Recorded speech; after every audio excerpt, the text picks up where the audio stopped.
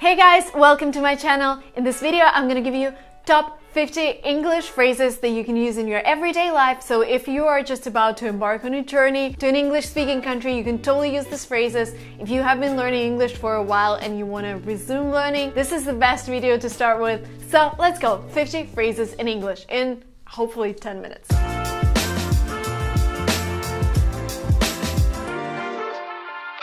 Phrase number one, this is another way to ask, how are you? How's it going? How's it going? So you meet someone and you tell him, how is it going? Phrase number two, when you haven't seen somebody for a while, you tell him, long time no see. So that means that you haven't seen this person, maybe weeks or months. Long time no see. Phrase number three, if you want to ask him, what have you been doing? You ask, what have you been up to? So what was going on in your life? What have you been up to?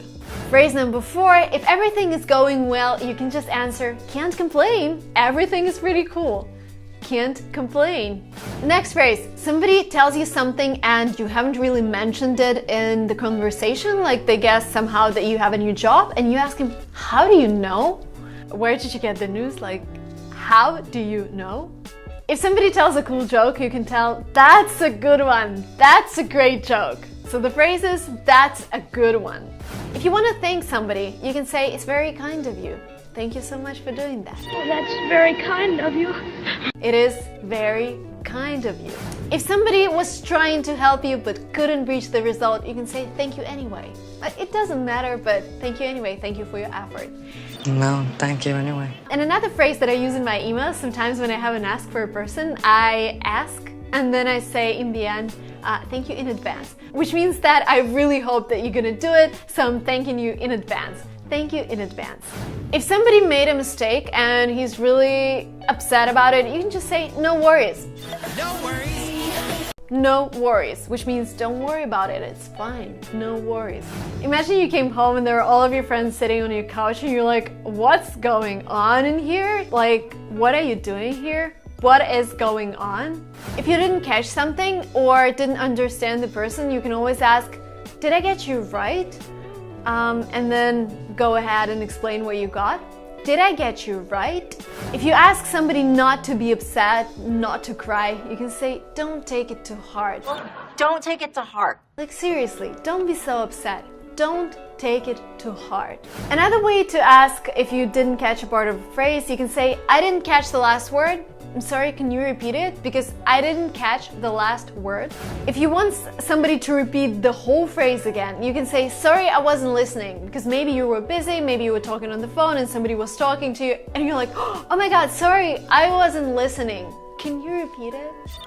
I'm sorry, I wasn't listening. Another phrase that I use all the time, it doesn't matter. Like, don't worry, if you drop your coffee all over me, it's like, it doesn't matter, I'll be fine. I'm going to laundry anyway. It doesn't matter.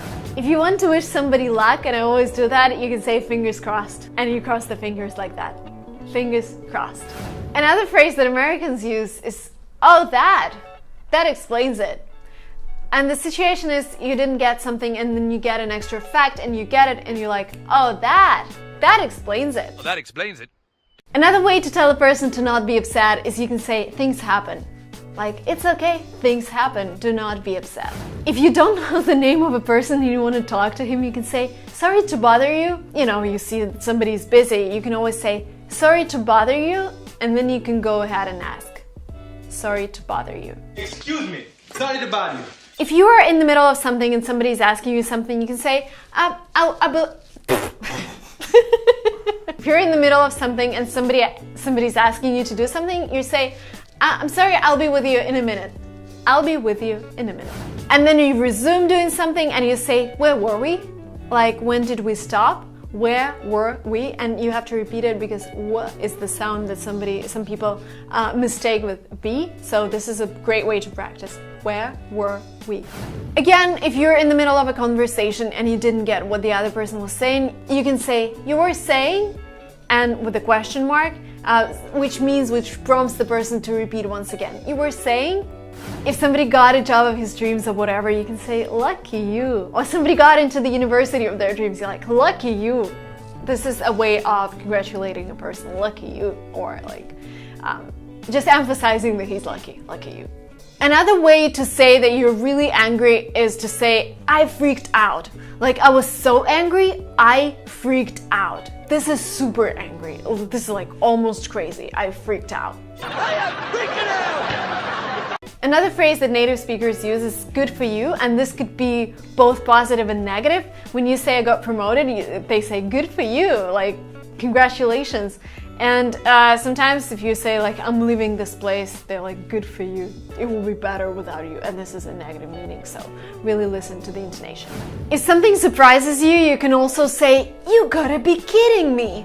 Like, oh my God, I cannot believe it. You gotta be kidding me. You gotta be kidding me. To tell somebody to smile and to be happy, you can always say, cheer up, cheer up. If you want somebody to stop like crying and complaining about something that is not happening, you can say, come on, you can do it. Come on, Tori, you can do it. Like, come on, you can do it. You can pass the TOEFL. You can pass the GMAT. You will get it. Come on, you can do it. If somebody is doing really well, you can tell them, keep up the good work. Keep up the good work. Like, be as good as you are. Keep up the good work. Continue being great. Another phrase is colloquial, and this is what Americans say, that's lit, which means that's amazing. Well lit! Many Americans say it in California, oh, that's lit, and you probably heard it in songs. That's lit. If somebody is successful after failures, you can say, there you go, I told you you're gonna make it. There you go. If somebody's asking you if you're tired and you want to say you're not tired at all, you can say not a bit. I want to continue. I'm not tired, not a bit. When somebody is asking you, are you sure, and you're pretty sure, you can say there is no room for doubt. There is no room for doubt. In America, if you want to SMS somebody or send them a message, you say text to text. So I'll text you means I will send you a message through WhatsApp or Telegram or Messenger, whatever you're using. I'll text you. Just text me or I'll text you. Again, to cheer somebody up, to tell them to not be upset, you can say it's not worth it. Like, why are you crying? It's not worth it. You're so much better than the problem you're crying about. It's not worth your tears. It's not worth it. I personally love the phrase you rock, which means you're amazing. Oh my God, you rock. No, you rock. No. You've done an amazing job, you rock. If somebody's not working really well and you want them to work harder, you can say you should go an extra mile, which means like work harder. You should go an extra mile. Another way to say the very same thing, you can say step up your game. Like work harder, work better, step up your game. If somebody's crying and doesn't want to do things, you say pull yourself together. Like literally take yourself and pull yourself together. Stop working, stop crying, pull yourself together. Hey, calm down. Pull yourself together. Another phrase that I love, you sold me. Because sometimes people describe their trip or somebody they bought and they describe it as so well and they're like, I want to buy the same thing. And I tell them, you sold it, you sold me, I want to buy this. All right, you sold me. If you're not interested in the conversation, you're like sitting, you can say, I could not care less. This is so boring, I'm not interested, I couldn't care less. If somebody's asking you something and this is a really easy decision for you, like somebody tells you, take my $1 million, and you say, this is a no-brainer, I'll take it. This is a no-brainer means it's a really easy decision for you. If you've done something wrong and you admit it, you can say, I screwed up. Yes, guys, I know, I'm sorry, I screwed up. This is my mistake. I screwed up. I screwed it up. If you want somebody to work instead of you, you can say, can you cover me? Like, can you work instead of me while I'm, I don't know, seeing my friend? Can you cover me? It's time to leave, and guys, I'd better be going, which means I should go already. It's, you know, it's actually 9 p.m. right now. I'd better be going. Another way to say goodbye, I can say take care, which means take care of yourself. I'll see you later. Take care. I don't know what day is it when you're watching this video, but if it's Friday, for example, weekend, you can say, thank heavens it's Friday, or thank heavens it's Saturday, weekend is coming, I'm so happy. This was it, guys, 50 phrases in English. Let me know if this was helpful by liking this video and commenting below if you know any more cool phrases. that would be great. There's a red button over there somewhere.